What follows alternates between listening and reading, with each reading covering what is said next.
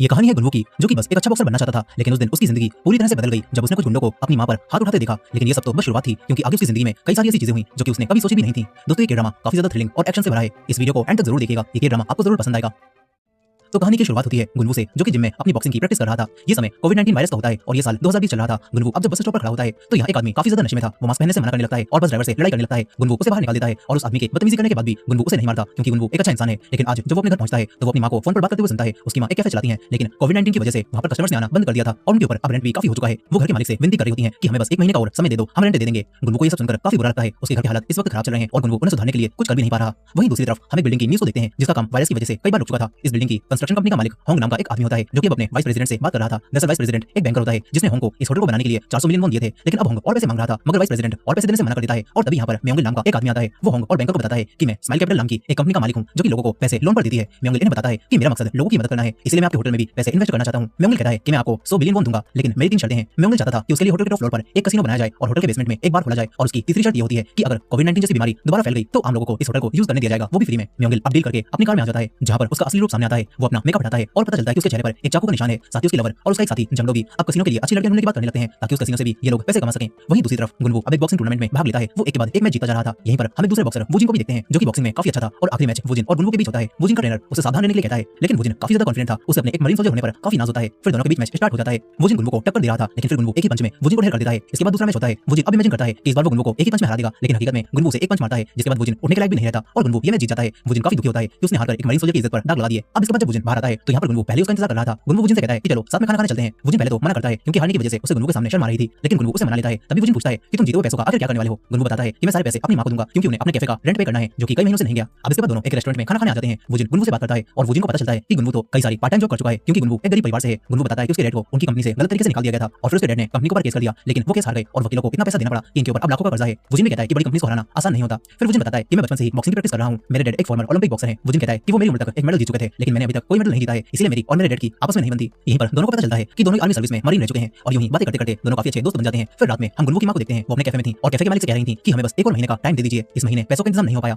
अब तभी यहाँ पर गुनवू आ जाता है। गुनवू अपने जीते हुए पैसे अपनी मां को देता है, लेकिन उसकी मां कहती है कि ये तो तुम्हारे पैसे हैं, मैं इन्हें नहीं ले सकती। मगर गुनवू ने बताता है कि मैंने आपके लिए ये पैसे जीते हैं ताकि आप इससे अपना कर्ज उतार पाएं। ये सुनकर गुनवू की मां की आंखों में आंसू आ जाते हैं। वो पैसे ले लेती हैं और कहती हैं कि एक दिन मैं तुम्हें ये पैसे सूद समेत वापस करूंगी। अब इसके बाद दोनों खुशी खुशी घर जाने लगते हैं। तभी यहाँ पर म्योंगिल अपने साथी जंगलों के साथ आ जाता है। यहाँ पर हम उसके दो और आदमियों को भी देखते हैं। चश्मे वाले का नाम जुनमिन होता है, जो कि कंपनी का सेल्स मैनेजर है, और मोटा आदमी बॉम होता है, जिसे म्योंगिल जेल में मिला था। यहाँ अब जुनमिन बताता है कि इस इलाके के सभी दुकानदारों ने बैंक से कर्जा ले रखा है और हम लोग जल्दी ही इनका सारा कर्जा अपनी कंपनी में ट्रांसफर कर लेंगे। म्योंगिल कहता है कि ये काम जल्द से जल्द करो। इसके बाद अगले दिन म्योंगिल के लोग यहाँ पर आकर दुकानदारों से बात करने लगते हैं। वो इन सभी को बताते हैं कि हम स्माइल कैपिटल नाम की एक कंपनी से आए हैं, जो कि आपका सारा कर्जा उतार सकती है, और फिर इन सभी दुकानदारों को बैंक से भी कम ब्याज दर पर पैसे लौटाने होंगे। इससे दुकानदारों का ही फायदा होगा। ये सब सुनकर वो लोग पूछते हैं कि इस तरह तो आपका नुकसान हो रहा है, आपकी कंपनी स्माइल कैपिटल को इससे क्या फायदा होगा। इस पर ये लोग कहते हैं कि ये स्कीम सरकार की तरफ से ताकि आप कर्जदार दुकानदारों की मदद हो सके। ये बातें सुनकर सभी इनके जाल में फंस जाते हैं और फॉर्म पर साइन कर देते हैं। इन्हीं में गुनवू की मां भी शामिल होती है, जो कि फॉर्म पर साइन कर देती है। इधर दूसरी तरफ गुनवू आज अपनी जिम में जाता है तो देखता है कि आज तो वो क्लोज है। ये देखकर गुनवू वुजिन को कॉल करता है और कहता है कि कहीं घूमने चलते हैं। वुजिन गुनवू को अपना एड्रेस देकर वहां पर आने के लिए कहता है। इसके बाद गुनवू जब वहां जा रहा था तभी उसे एक आदमी दिखाई देता है, जिसके पीछे एक लड़की पड़ी हुई थी। वो लड़की उस आदमी को थोड़ा पहुंचाकर यहां से भाग जाती है। ये देखकर गुनवू उस लड़की को पकड़ने भागता है, लेकिन वो लड़की गुनवू को टेजर से चोट देकर गिरा देती है। इस लड़की का नाम युंजू होता है। वो गुनवू से कहती है कि तुम्हें किसने भेजा है, मेरा पीछा क्यों कर रहे हो। गुनवू कहता है कि मैं तो बस उस आदमी की मदद करना चाहता था जिसे मारकर तुम अभी आई हो। ये सुनकर युंजू समझ जाती है ये तो नॉर्मल इंसान है, इसलिए युंजू उससे कहती है कि अब मुझसे दूर रहना और अभी यहां से निकल जाओ। इसके बाद युंजू यहां से चली जाती है। अब इसके बाद हम मिस्टर चोई नाम के एक आदमी को देखते हैं, जो कि हकीकत में लोगों की मदद किया करते थे। चोई के पास आज एक औरत आती है, जो कि मिस्टर चोई से लिए हुए पैसे उन्हें वापस करती है और उनसे कहती है कि मैं आपकी बहुत शुक्रगुजार हूं।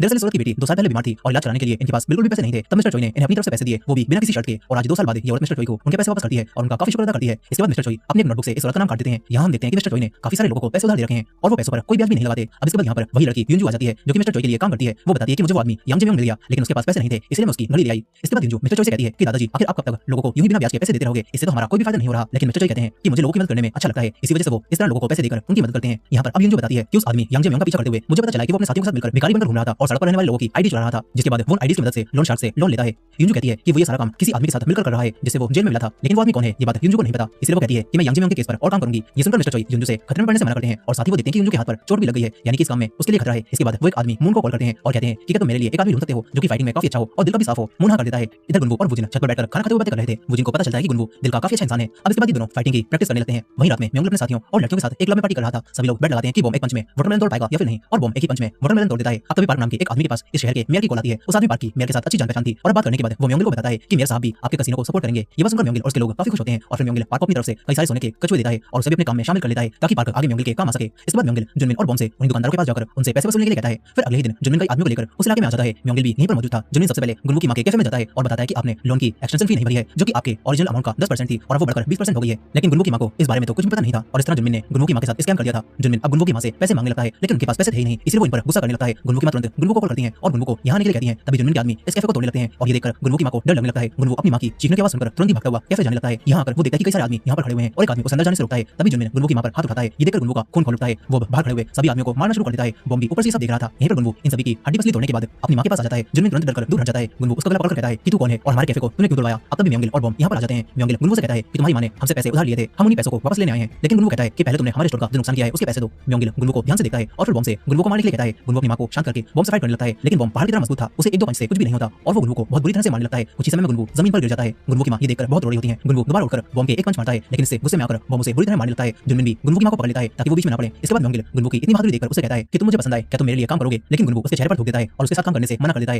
म्योंगिल के सारे आदमी ये सब देख रहे थे और म्योंगिल एक चाकू निकालता है और उसे गुनवू के चेहरे पर वैसा ही निशान बनाता है जैसा म्योंगिल के खुद के चेहरे पर है। फिर ये सभी लोग यहां से चले जाते हैं। गुनवू की मां तुरंत गुनवू को हॉस्पिटल ले जाती है। यहां काफी देर तक उसका इलाज चलता रहता है। गुनवू की मां बस रो जा रही थी। अब इसके बाद गुनवू होश में आकर अपनी मां को घर ले जाता है। फिर कुछ समय बाद डॉक्टर उसे उसके चेहरे पर बने हुए निशान का ट्रीटमेंट करवाने के लिए कहते हैं लेकिन गुनवू मना कर देता है क्योंकि उसके पास इतने पैसे नहीं थे। वुजिन भी चाकू से बने हुए उस निशान को देखकर गुस्से में आ जाता है और कहता है कि हमें उनकी रिपोर्ट पुलिस में करनी चाहिए। लेकिन गुनवू को म्योंगिल की धमकी याद आती है। उसने कहा था कि अगर पुलिस को बताया तो तेरी मां को मरवा देंगे, इसलिए गुनवू रिपोर्ट लिखवाने से मना कर देता है। फिर ये दोनों कॉन्ट्रैक्ट को पढ़ते हैं जिससे पता चलता है कि इसमें छोटे-छोटे लेटर्स में लोन की एक्सटेंशन फी के बारे में लिखा गया है जिसके मुताबिक गुनवू की मां को हर हफ्ते जितना लोन लिया है उसका 10% देना होगा और अगर एक बार भी नहीं दिया तो ये सीधा बढ़कर डबल हो जाएगा। गुनवू परेशान हो जाता है कि अब वो क्या करे क्योंकि अगर इन्होंने जल्दी ही सारा पैसा नहीं दिया तो लोन का ब्याज और बढ़ता ही जाएगा और तो गुनवू का घर भी गिरवी पड़ा हुआ है और उसके पास कोई पैसे भी नहीं है। वुजिन गुनवू को टेंशन लेने से मना करता है और उसे खाना खिलाने अपनी आंटी के रेस्टोरेंट में ले आता है। वुजिन इस रेस्टोरेंट में कई बार आ चुका था। इसके बाद वुजिन अपने एक पुराने दोस्त से बात करने लगता है। वुजिन उससे विनती करता है कि इस बार पैसों का इंतजाम कर दो। गुनवू वुजिन को देखता है और अंदर आकर रोने लगता है। वो वुजिन के सामने अपने आंसू को छुपाता है। अब तभी वो आदमी वुजिन को मिलने के लिए बुलाता है। वुजिन गुनवू को लेकर उसी लोन देने वाले आदमी के पास लाता है। वुजिन उसे बताता है कि ये मेरा दोस्त है और स्माइल कैपिटल कंपनी वालों ने इसकी मां के साथ स्कैम कर दिया है और अब उनका पैसा चुकाने के लिए इसे 100 मिलियन वॉन चाहिए। वुजिन इस आदमी से इतने पैसे उधार लेने के लिए कहता है और वादा करता है कि जल्दी ही गुनवू ये सारे पैसे वापस कर देगा। लेकिन ये आदमी कहता है कि मैं पैसे देने के लिए तैयार हूं लेकिन तुम्हें फिर से मेरे लिए काम करना होगा। दरअसल ये आदमी भी म्योंगिल की तरह ही लोगों को पैसे देने के बाद उनसे जबरदस्ती करवाकर और लोगों को पिटवाकर ज्यादा पैसे निकलवाता था। गुनवू समझ जाता है कि वुजिन ये काम नहीं करना चाहता, इसलिए वो ये पैसे लेने से मना कर देता है और वुजिन को लेकर यहां से चला जाता है। इधर वही लड़की युंजू उस आदमी यांग जेम्योंग का पीछा करती है और देखती है कि वो तो स्माइल कैपिटल के मैनेजर जुनमिन से मिल रहा है। युंजू उनकी फोटो खींच लेती है। वहीं दूसरी तरफ वही आदमी मून मिस्टर चोई के कहने पर एक अच्छा फाइटर और बॉडीगार्ड टाइप का लड़का ढूंढ रहा था लेकिन जितने भी लड़के इंटरव्यू देने आते हैं मून को कोई पसंद नहीं आता और मून सभी को भगा देता है। मगर तभी वुजिन उसके पास मदद के लिए कॉल करता है और मून तुरंत ही उन्हें यहां आने के लिए कहता है। वुजिन तुरंत गुनवू के साथ मून के पास आता है और मून इन्हें बताता है कि मिस्टर चोई एक आदमी की तलाश में है जो कि उनके काम में मदद कर सके और मिस्टर चोई बहुत अच्छे इंसान है, वो तुम्हारी मदद जरूर करेंगे। मून इन दोनों की डिटेल्स ले लेता है ताकि मिस्टर चोई को दिखा सके। इसके बाद गुनवू वुजिन से इतनी मदद करने के लिए थैंक्स कहता है। वुजिन पूछता है कि वैसे उस दिन तुमने कितने आदमियों को मारा था। गुनवू बताता है कि उस दिन उसने कम से कम 10-12 आदमियों को मारा होगा लेकिन उनके लीडर म्योंगिल के साथ एक हाथी जैसा लंबा चौड़ा आदमी था जिसने मुझे मारकर कमजोर कर दिया। इधर दूसरी तरफ युंजू वापस मिस्टर चोई के घर आ जाती है। मून भी मिस्टर चोई को कॉल करके ये बात बता देता है कि उसने दो लड़कों को ढूंढ लिया है। यहीं पर युंजू मिस्टर चोई को आकर बताती है कि उस आदमी यांग जेम्योंग ने गरीब लोगों की आईडी की मदद से कई अलग-अलग कंपनी से लोन पर पैसे लिए हैं और फिर वो सारे पैसे स्माइल कैपिटल कंपनी के मैनेजर को दे दिए हैं।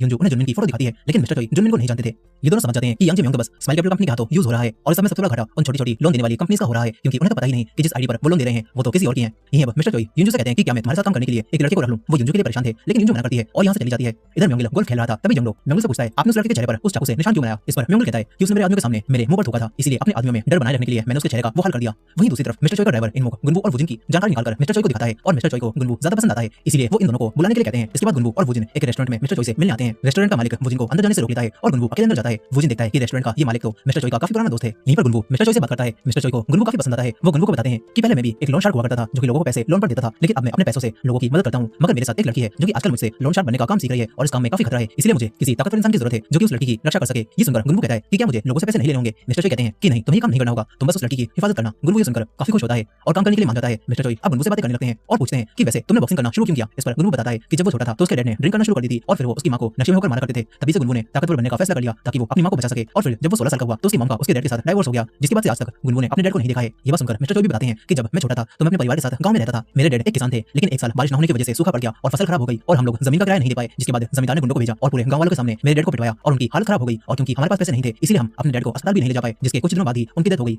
मिस्टर चोई कहते हैं कि उस दिन के बाद से मैंने फैसला कर लिया था कि मैं एक दिन बहुत अमीर बनकर गरीब लोगों की मदद करूंगा ताकि जो परेशानियां मैंने उठाई हैं वैसी मुश्किलें किसी और को ना झेलनी पड़े। मिस्टर चोई कहते हैं कि मैंने तुम्हें कहानी तुम्हारा हौसला बढ़ाने के लिए सुनाई है ताकि तुम्हें पता चल सके कि हर मुश्किल समय पार किया जा सकता है। इसके बाद ये दोनों बाहर आ जाते हैं। वो जिन गुनवू के लिए काफी खुश होता है और कहता है कि देखना तुम्हें नौकरी मिल जाएगी। अंदर मिस्टर चोई भी रेस्टोरेंट के मालिक को जो कि उनका दोस्त भी था उसे बताते हैं कि वो लड़का गुनवू मुझे पसंद आया। वो अपने ड्राइवर इनमुख से कहते हैं कि उसे पैसों की जरूरत है, इसलिए जल्द से जल्द उसके पास पैसे पहुंचा दो। यहीं पर गुनवू वुजिन को अपने घर लाता है। गुनवू की मां वुजिन का काफी ज्यादा शुक्रिया अदा करती हैं और इन दोनों को खाना बनाकर खिलाती हैं। अब तभी यहाँ पर मिस्टर चोई का वही ड्राइवर इनमुख आ जाते हैं। वो गुनवू को 100 मिलियन वॉन देते हैं और बताते हैं कि आपका एडवांस है और मिस्टर चोई ने आपको कल से काम कराने के लिए कहा है। गुनवू ये सब देखकर रोने लगता है। फिर वो अपनी मां को आकर ये पैसे देता है और बताता है कि मिस्टर चोई ने मुझे 2 साल के पैसे एडवांस में दे दिए हैं। गुनवू की मां भी ये पैसे लेकर रोने लगती हैं और कहती हैं कि मुझे माफ कर दो बेटा, मेरी वजह से तुम्हें इतनी परेशानी उठानी पड़ रही है, लेकिन गुनवू अपनी मां को रोने से मना करता है और साथ ही वुजिन का फिर से शुक्रिया अदा करता है। इधर दूसरी तरफ म्योंगल उसी होटल वाले आदमी योंग से मिलने आ जाता है। तभी उसकी लवर मैडम एम म्योंगल को बताती है कि आदमी आयल ग्रुप कंपनी के मालिक का बेटा है और जब पहले वाली कंपनी में मैं मैनेजर थी तो इस आदमी ने मेरे बॉस के साथ नशे में होकर बवाल कर दिया था और फिर अगले दिन मेरे बॉस के घर में टैक्स वालों की रेड पड़ गई। इस आदमी के परिवार के कनेक्शंस हर जगह हैं, इसीलिए तुम बचकर रहना। यहीं पर जंगडो भी देखता है कि उस आदमी होंग के साथ एक और आदमी आया हुआ है जो कि एक पुलिस ऑफिसर है। जंगडो भी म्योंगल को सावधान रहने के लिए कहता है। इसके बाद दोनों रूम में आ जाते हैं। वो आदमी होंग म्योंगल को बताता है कि मेरा कजन है जो कि पुलिस डिपार्टमेंट में है। यहीं पर होंग अपनी ड्रिंक अपने साथ लाया था और अभी सब मिलकर ड्रिंक करने लगते हैं और काफी ज्यादा नशे में हो जाते हैं। होंग म्योंगल की बेइज्जती करने लगता है और होंग के कजन की वजह से उन्हें ये भी पता चल गया था कि म्योंगल पहले जेल जा चुका है। यहाँ पर म्योंगल के पास इन दोनों की बातों का कोई जवाब नहीं होता, इसीलिए वो कुछ भी नहीं कह पाता। तभी होंग कहता है कि अब हमें तुम्हारे पैसों की जरूरत नहीं है, हमें होटल बनाने के लिए कहीं और से पैसे मिल गए हैं, इसलिए आपसे अब डील खत्म। होंग अपने कजन के साथ यहाँ से चला जाता है।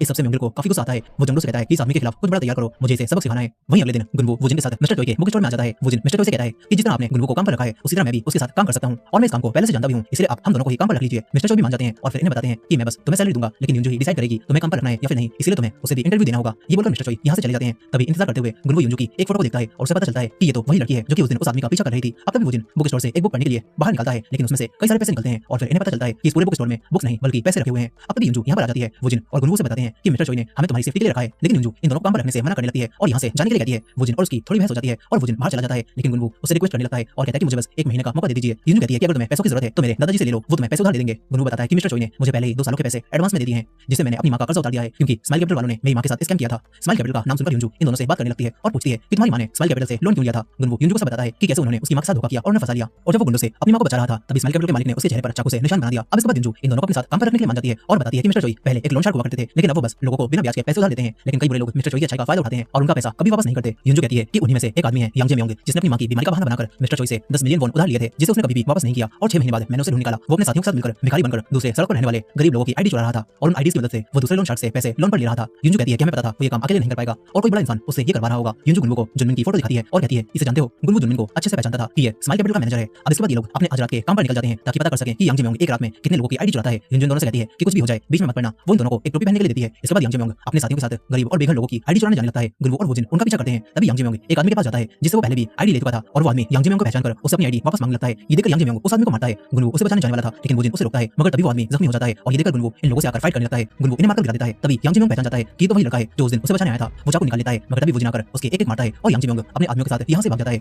गुनवू उस आदमी को बचाने के लिए एम्बुलेंस को बुलाने के लिए कहता है। वुजिन कहता है कि अगर हमने ऐसा कर दिया तो हम भी मुसीबत में फंस जाएंगे, लेकिन इस आदमी की जान खतरे में थी, इसलिए गुनवू एम्बुलेंस को बुला लेता है। मगर इस सब के बारे में जब युंजू को पता चलता है तो वो काफी ज्यादा गुस्से में आ जाती है। वो इन दोनों की बात नहीं सुनती। युंजू इन दोनों को काम से निकालने लगती है। वुजिन से बात करता है और युंजू इन दोनों से बुक स्टोर में आने के लिए कहती है, लेकिन यहाँ पर पहुंचते ही वो कहती है कि अगर यांग जेम्योंग ने तुम्हें देख लिया है तो अब हम साथ में काम नहीं कर सकते। युंजू की फिर से वुजिन से बहस हो जाती है और युंजू इन्हें निकल जाने के लिए कहती है। गुनवू उसे लेकर जाने लगता है और युंजू को अपना जख्म दिखाकर कहता है कि स्माइल कैपिटल के मालिक ने मेरे चेहरे का ये हाल किया था, अगर तब भी मैं किसी इंसान को मरता हुआ देखकर उसकी मदद न करूं तो मैं स्माइल कैपिटल के मालिक से अलग नहीं होऊंगा। ये कहकर गुनवू वुजिन के साथ यहाँ से चला जाता है, लेकिन कुछ समय बाद युंजू अपनी गलती समझ जाती है। वो इन दोनों को मैसेज करके सॉरी बोलती है और कल से दोबारा काम पर आने के लिए कहती है। इसे गुनवू और वुजिन काफी खुश होते हैं और साथ ही युंजू इन्हें देख रही थी। वहीं दूसरी तरफ यांग जेम्योंग जुनमिन के पास आकर उसे बताता है कि कोई हमारा पीछा कर रहा था। यांग जेम्योंग जुनमिन को सब बताता है कि उसने कई साल पहले एक आदमी से पैसे उधार लिए थे जो कि उसने कभी वापस नहीं किए, लेकिन अब कुछ समय पहले से उसी आदमी की एक लड़की मुझसे पैसे लेने आ गई है और जैसी टोपी उस लड़की ने पहनी थी वैसी ही टोपी उन दोनों लड़कों ने भी पहनी थी जो कि आज हमारा पीछा कर रहे थे। ये सुनकर जुनमिन उसे सब कुछ बताने के लिए कहता है कि उसने पैसे किससे और कब उधार लिए थे और वो लोग कौन है। इधर अगले दिन वुजिन युंजू को समझाता है कि कल क्या क्या हुआ था। अब तभी जुनमिन यांग जेम्योंग के साथ यहाँ पर आने लगता है। ये देखकर युंजू तुरंत ही शटर गिरा देती है और लाइट्स को भी बंद कर देती है। जुनमिन अच्छे से चेक करता है और समझ जाता है कि स्टोर का मालिक कोई बड़ा आदमी है। वो कैमरे की तरफ देखता है और यहाँ से चला जाता है। युंजू को समझ नहीं आता कि इन्होंने स्टोर के बारे में आखिर पता कैसे लगाया। तभी गुनवू समझ जाता है कि टोपी की वजह से यांग जेम्योंग ने इन दोनों को पहचान लिया होगा कि ये दोनों युंजू के लिए काम करते हैं। अब तभी यहाँ पर मिस्टर चोई आ जाते हैं। वो काफी घबराए हुए थे। वो इनसे पूछते हैं कि आखिर तुम लोग क्या कर रहे हो। युंजू उन्हें बताती है कि हम लोग यांग जेम्योंग को पकड़ना चाहते हैं ताकि उसे सारे पैसे वसूल सकें जो उसने गरीब और बेघर लोगों के नाम पर लोन में लिए हैं। ये सुनकर मिस्टर चोई युंजू पर नाराज होते हैं और युंजू भी कहती है कि ग्रैंडपा अगर आप चाहो तो आपके साथी मिस्टर जंग 1 मिनट में उसे पकड़कर सब कुछ उगलवा सकते हैं, लेकिन आप कुछ भी नहीं कर रहे। युंजू गुनवू के चाकू के जख्म को मिस्टर चोई को दिखाती है जिसे देखकर वो हैरान रह जाते हैं और युंजू कहती है कि अगर आप गरीबों की मदद ही करना चाहते हो तो पहले यांग जेम्योंग जैसे गुंडों को सबक सिखाना होगा। यहीं पर मिस्टर चोई गुनवू से पूछते हैं कि तुम्हारे चेहरे पर ये निशान किसने बनाया। इस पर गुनवू बताता है कि ये स्माइल कैपिटल के मालिक ने बनाया है। गुनवू कहता है कि उसके गाल पर भी एक ऐसा ही निशान था और ये बात सुनकर मिस्टर चोई और उनका ड्राइवर दोनों चौंक जाते हैं, यानी कि ये लोग भी कुछ न कुछ जानते हैं। अब मिस्टर चोई इन सभी को घर भेजकर अपने ड्राइवर इनमुख से कहते हैं कि तुरंत ही पता लगाओ क्या स्माइल कैपिटल का मालिक वही म्योंगल है जिसे हम जानते थे या फिर ये कोई और है। इधर ये सभी लोग बाहर आ जाते हैं और एक दूसरे के साथ कैजुअल होकर बातें करने लगते हैं। ये सभी लोग साथ में खाना खाते हैं और युंजू भी इनकी अच्छी दोस्त बन जाती है। गुनवू और वुजिन युंजू से पूछते हैं कि क्या तुम मिस्टर चोई की कोई रिश्तेदार हो। इस पर वो बताती है कि जब मैं 10 साल की थी तो मेरे असली डैड की डेथ हो गई, जिसके बाद मुझे एक अनाथ आश्रम भेज दिया गया, लेकिन वो बहुत बेकार था इसलिए मैं वहां से भाग गई। मैंने कई दिन सड़कों पर गुजारे और लोगों का छोड़ा हुआ खाना खाया और यहाँ तक कि कई जगह काम भी किया, लेकिन फिर मैं अनाथ आश्रम में वापस आ गई और मुझे 17 साल की उम्र में एक दूसरे अनाथ आश्रम भेज दिया गया। मिस्टर चोई ही उस जगह को चलाते थे और वो हमेशा ही मुझसे अच्छी तरह से पेश आते थे। उन्होंने मुझे बहुत कुछ सिखाया, इसलिए अब मैं उनके लिए काम करती हूँ। गुनवू कहता है कि मिस्टर चोई सच में एक बहुत अच्छे इंसान है। अब इसके बाद ये सभी लोग मिलकर खाना खाते हैं और वुजिन युंजू से कहता है कि उस यांग जेम्योंग को हमारे स्टोर के बारे में पता चल गया है तो हमें कुछ करना चाहिए। युंजू कहती है कि मैं इस बारे में मिस्टर चोई से बात करूंगी। वहीं म्योंगल अभी उस होटल में अपना कैसीनो बनाने की बात कर रहा था क्योंकि जंगडो जल्दी ही उस आदमी होंग को फंसाने वाला था। इधर दूसरी तरफ वही आदमी होंग अपनी गाड़ी की सर्विस करवाने लगता है और तभी एक आदमी उसे यहाँ पर कैद करके जंगडो को कॉल कर देता है। इसके बाद जंगडो के आदमी यहाँ पर आते हैं और होंग को बहुत बुरा पीटते हैं और फिर जंगडो भी यहाँ पर आकर उस आदमी होंग के कपड़े उतरवाकर उसे काफी टॉर्चर करता है और उसकी एक वीडियो बनवा लेता है ताकि इसके जरिए म्योंगल होंग को ब्लैकमेल कर सके। म्योंगल इस वीडियो को देखकर काफी खुश होता है। वहीं दूसरी तरफ मिस्टर चोई को उनका ड्राइवर बताता है कि स्माइल कैपिटल का मालिक वही म्योंगल है जिसे हम जानते थे और ये बात जानकर मिस्टर चोई हैरान रह जाते हैं। तभी हमें पास्ट का सीन दिखाया जाता है जब मिस्टर चोई एक लोन शार्क हुआ करते थे और उनके पास कई लोग काम करते थे और उन्हीं में से एक म्योंगिल भी था। लेकिन फिर एक दिन अचानक मिस्टर चोई को अपनी कंपनी बंद करनी पड़ती है। वो सभी आदमियों को एक साल तक की सैलरी देने के लिए तैयार थे और इन्हीं दिनों में मून भी इनके साथ काम करता था। लेकिन यहाँ पर म्योंगिल की नजर मिस्टर चोई के सोने और उनके पैसों पर थी। अब एक रात जब मिस्टर चोई अपने घर पर थे तो तभी इनमुक, जो कि इस समय इस बिल्डिंग का बॉडीगार्ड हुआ करता था, वो मिस्टर चोई को कॉल करके बताता है कि आपकी बिल्डिंग में चोर घुस आए हैं। ये बात सुनकर मिस्टर चोई तुरंत ही अपनी कंपनी में आने लगते हैं। इधर बॉम्ब एक आदमी के साथ मिलकर मिस्टर चोई की तिजोरी का लॉक खुलवा रहा था, जिसके अंदर से खूब सारा सोना निकलता है और बॉम्ब उसे भरने लगता है। मगर तभी मिस्टर चोई यहाँ पर आ जाते हैं। इनमुक कहता है कि मैं भी आपके साथ चलता हूँ। मिस्टर चोई उसे यहीं पर रोककर स्टिक लेते हैं और अंदर आकर बॉम्ब से फाइट करने लगते हैं। फाइट के दौरान वो बॉम्ब को काफी बुरा मारते हैं और लॉक खोलने वाले उस आदमी से पूछते हैं कि आखिर तू कौन है और तुझे किसने भेजा है। लेकिन अब तभी म्योंगिल भी यहाँ पर आकर मिस्टर चोई के चाकू मारता है और उन्हें बहुत बुरा मारने लगता है। मिस्टर चोई और म्योंगिल के बीच में काफी देर तक फाइट चलती रहती है। मिस्टर चोई अपने प्राइम में काफी ताकतवर थे। वो म्योंगिल को काफी बुरा पीटकर उसके चेहरे पर चाकू मारने लगते हैं और वो चाकू पूरी तरह से नहीं लग पाता और बॉम्ब उठकर मिस्टर चोई को मारने लगता है। वो मिस्टर चोई को बिल्डिंग से नीचे फेंक देता है और इसी हादसे में मिस्टर चोई के दोनों पैर खराब हो जाते हैं और इसी फाइट से म्योंगिल के चेहरे पर वो निशान आता है। यहाँ पर बॉम्ब काफी घबराया हुआ था, लेकिन म्योंगिल उसे शांत करता है और ये लोग मिस्टर चोई का सोना चुराने लगते हैं। तभी बॉम्ब देखता है कि मिस्टर चोई नीचे से गायब हो गए हैं। वो ये बात म्योंगिल को बताता है। म्योंगिल उसे यहाँ से भेजकर इस जगह को आग लगा देता है। प्रेजेंट टाइम में मिस्टर चोई इस सब को याद कर रहे थे। उनका ड्राइवर इनमुक उन्हें घर तक छोड़ता है और युंजू मिस्टर चोई से इस बारे में बात करती है। मिस्टर चोई कहते हैं कि हमें उन लोगों से दूर रहना होगा। वो लोग इंसानों को जान से मारने के लिए भी दूसरी बार नहीं सोचेंगे और पहले हमें बुक स्टोर को वहां से हटाना होगा। मिस्टर चोई कहते हैं कि अब मैं बूढ़ा और कमजोर हो रहा हूं, मेरे अंदर उनसे लड़ने की हिम्मत नहीं है। युंजू उनसे कुछ भी नहीं कहती। इधर दूसरी तरफ हम म्योंगिल को देखते हैं, जो कि अपने एक सेफ लॉकर से एक चाबी निकालता है। साथ ही उसके अंदर एक हार्ड ड्राइव भी रखी हुई थी। इसके बाद म्योंगिल बॉम्ब के साथ पोर्ट पर मौजूद कई सारे कंटेनर्स के पास आता है। वो कंटेनर को खोलता है जिसके अंदर उसने मिस्टर चोई से चुराया हुआ सोना रख रखा था। म्योंगिल बॉम्ब से कहता है कि अगर कोरिया में हमारा ये बिजनेस फेल भी हो गया तो हम वियतनाम भाग जाएंगे और इतने सोने से अपनी बाकी की जिंदगी राजा की तरह जी सकते हैं। म्योंगिल कहता है कि अपने सभी आदमियों में मैं सबसे ज्यादा भरोसा तुम पर ही करता हूं बॉम्ब, तुम मेरे लिए भाई जैसे हो। इधर वुजिन और गुनवू युंजू को लेकर वुजिन की उन आंटी के रेस्टोरेंट में आ जाता है। लेकिन यहाँ पर किसी ने तोड़फोड़ की थी और वुजिन की आंटी काफी डरी हुई थी। वो वुजिन को बताती हैं कि मैंने कुछ लोगों से पैसे उधार लिए थे, लेकिन अब अचानक से वो लोग मुझसे पैसे मांगने आ गए और उन्होंने ये सब कुछ तोड़ दिया। वुजिन को पता चलता है कि उसकी आंटी ने उसी आदमी से पैसे लिए थे जिसके पास वुजिन सबसे पहले पैसे मांगने गया था। वुजिन उसे कहता है कि उनसे इतनी जल्दी पैसे मत मांगो, लेकिन वो आदमी बताता है कि मेरे साथ भी धोखा हुआ है। एक आदमी ने गरीब और बेघर लोगों की आईडी दिखाकर मुझसे पैसे लोन पर ले लिए और वो भाग गया। ये बात सुनकर युंजू समझ जाती है कि ये काम यांग जिमियोंग ने किया होगा। ये बात सुनकर अब गुनवू और वुजिन कहते हैं कि हमें अब इस आदमी यांग जिमियोंग को पकड़ना ही होगा। ये लोग अब यांग जिमियोंग के घर के पास आकर कार को रोक लेते हैं ताकि जैसे यांग जिमियोंग बाहर आए तो ये लोग उसका पीछा कर सकें। लेकिन यांग जिमियोंग का एक आदमी ये चीज देख लेता है और यांग जिमियोंग जुनमिन को कॉल करके ये सब बताता है। फिर कुछ समय बाद यांग जिमियोंग बेघर लोगों की आईडी चुराने निकल जाता है और ये सभी लोग भी उनका पीछा करते हैं। गुनवू और वुजिन एक टनल में यांग जिमियोंग के पीछे जाते हैं और युंजू बाहर ही रुकती है। लेकिन अभी यांग जिमियोंग इन्हें देखकर कहता है कि बाहर आ जाओ, मैं जानता हूं तुम हमारा पीछा कर रहे हो। इधर बाहर अब कई सारे और भी आदमी गुनवू और वुजिन को मारने आने लगते हैं। युंजू ये देखकर समझ जाती है कि इन्हें जानबूझकर फंसाया गया है। वो तुरंत ही मिस्टर चोई को कॉल करके सब बताती है और मदद भेजने के लिए कहती है। यहीं पर टनल में अब सारे आदमी गुनवू और वुजिन को घेर लेते हैं, लेकिन गुनवू और वुजिन भी फाइट करने के लिए तैयार हो जाते हैं। अब इसके बाद हम एक आदमी ली दुयंग को देखते हैं जो कि अपनी प्रेग्नेंट वाइफ के साथ था, लेकिन तभी उसके पास मिस्टर चोई की कॉल आती है। इधर टनल में गुनवू और वुजिन अकेले ही उन सभी गुंडों से भिड़ जाते हैं। यहीं पर जुनमिन देख लेता है कि ये तो उसी कैफे वाली औरत का बेटा है। जुनमिन तुरंत अपने आदमियों से उस कैफे वाली औरत का एड्रेस निकालने के लिए कहता है और वहीं पर जाने लगता है। इधर गुनवू और वुजिन उन आदमियों को काफी बुरा पीट रहे थे। उन आदमियों के पास हथियार होने की वजह से वो लोग गुनवू और वुजिन पर भारी पड़ने लगते हैं, लेकिन ये दोनों मिलकर बॉक्सिंग के मूव्स को इस्तेमाल करते हुए उन्हें मारते हैं और इसके बाद युंजू भी स्टिक लेकर यहाँ पर आती है और इन्हें मारकर टेजर से शॉक देकर बेहोश करने लगती है। कुछ ही समय में ये तीनों मिलकर इन सभी आदमियों को बेहोश कर देते हैं और यहाँ से निकल जाते हैं। लेकिन वहीं दूसरी तरफ यांग जिमियोंग जुनमिन के कहने पर गुनवू की मां को किडनैप करके अपने साथ ले जाने लगता है। मगर तभी उसी रेस्टोरेंट का मालिक जंग यहाँ पर आ जाता है। वो भी फाइटिंग और चाकू चलाने में एक्सपर्ट था। वो इन्हें यहीं मारकर गिरा देता है और यांग जिमियोंग ये देखकर गुनवू की मां को लेकर भागता है। लेकिन रेस्टोरेंट का मालिक भी भागता हुआ आता है और ये देखकर यांग जिमियोंग गुनवू की मां को रास्ते में फेंककर यहाँ से भागकर चला जाता है। जंग देखता है कि गुनवू की मां अब ठीक है, इसीलिए वो यांग जिमियोंग के पीछे जाता है और जंग यांग जिमियोंग की पैरों की नसें काट देता है। वहीं पर दूसरी तरफ ली दुयंग मिस्टर चोई के कहने पर गुनवू और वुजिन और युंजू की मदद के लिए टनल के पास आता है, लेकिन वो देखता है कि बच्चों ने तो इन सभी गुंडों की बैंड बजा दी है, इसलिए दुयंग एक आदमी को बेहोश करके यहाँ से चला जाता है। वहीं वो तीनों बुक स्टोर में वापस आ चुके थे और तभी गुनवू के पास उसकी मां की कॉल आती है। वो मिस्टर चोई के घर में थी। मिस्टर चोई उन तीनों को तुरंत घर बुलाते हैं। इसके बाद मिस्टर चोई इनसे बात करते हैं और कहते हैं कि युंजू तुम मेरी दुनिया हो, अगर तुम्हें कुछ हो जाता तो मेरी तो दुनिया ही उजड़ जाती, इसलिए अब से तुम इस काम से दूर रहोगी और बड़े ही इस काम को संभालेंगे। गुनवू कहता है कि मैं भी उन्हें पकड़वाने में आपकी मदद करूंगा, लेकिन मिस्टर चोई मना कर देते हैं और कहते हैं कि ये कोई खेल नहीं है, बल्कि ये अब जंग बन चुकी है जो कि किसी न किसी की मौत के साथ ही खत्म होगी। इसलिए मिस्टर चोई इन सभी से दूर रहने के लिए कहते हैं और कहते हैं कि उन लोगों को पता चल चुका है कि गुनवू की मां कहां पर रहती है, इसलिए कल ही तुम उन्हें हमारे वाले अनाथ आश्रम में ले जाना, वहां पर वो सेफ रहेंगी। इसके बाद मिस्टर चोई उसी रेस्टोरेंट के मालिक जंग से बात करते हैं जो कि मिस्टर चोई के साथ पहले भी काम करता था। जंग कहता है कि मैं इसे जल्द से जल्द खत्म कर दूंगा और म्योंगिल को भी मार दूंगा। मिस्टर चोई अपने ड्राइवर इनमुक से म्योंगिल की सारी जानकारी निकालने के लिए कहते हैं। इसके बाद मिस्टर चोई अपनी तिजोरी खोलते हैं जिसके अंदर ढेर सारा सोना और पैसे रखे हुए थे और मिस्टर चोई उनमें से एक गन निकालकर निशाना लगाने की प्रैक्टिस करने लगते हैं।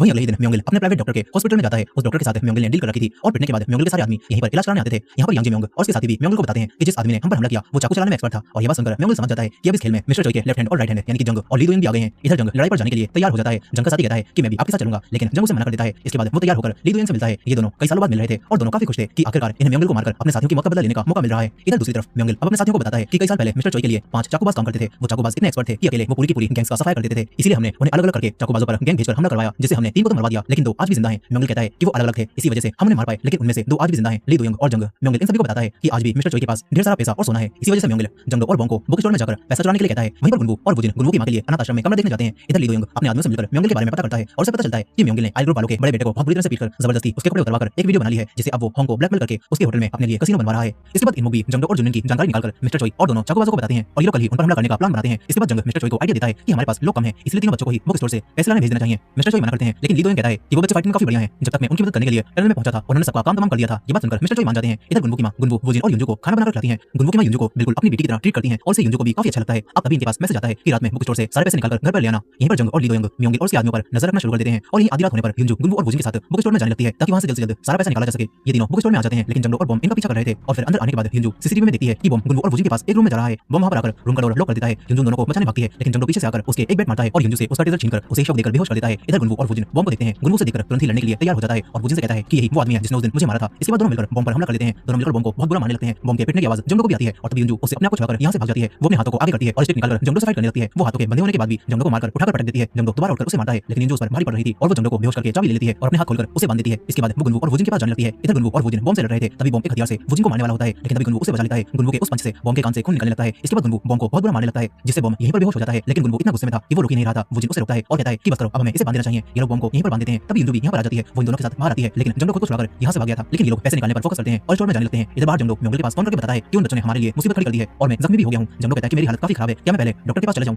लेकिन म्योंगिल साफ मना कर देता है और कहता है कि अगर बिना पैसे लिए तूने यहां से भागने की कोशिश की तो मैं तुझे कहीं से भी ढूंढकर मार दूंगा। इसके बाद जंगलो कई सारे और लोगों को फोन करके यहां पे बुलाता है।